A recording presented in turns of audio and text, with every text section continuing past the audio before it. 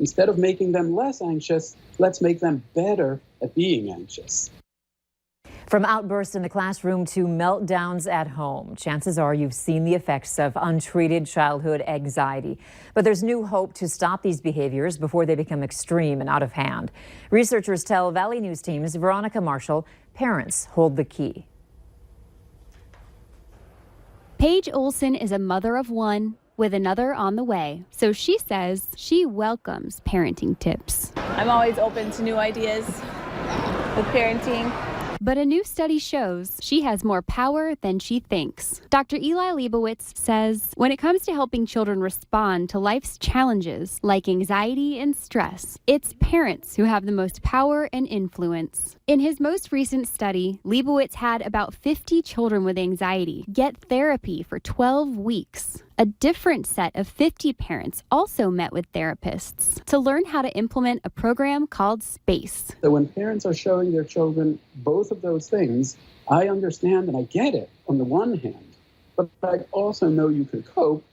They're being supportive. And that's one thing we're trying to do in SPACE. SPACE also asks parents to limit the accommodations they make for their children's anxiety, like removing obstacles or triggers from their paths. Rather than showing them through our behavior a reflection of themselves as a child who is weak and vulnerable and unable to cope, we may be able to show them even at an earlier stage a reflection of themselves as a child who is strong and competent and is able to cope. Leibowitz says the results were remarkable. The children who never saw therapists, but their parents practiced the SPACE method, were just as likely to be cured of their anxiety disorder as the children who had the best therapy available. We don't believe that parents are the cause of children's anxiety problems in the vast, vast majority of cases.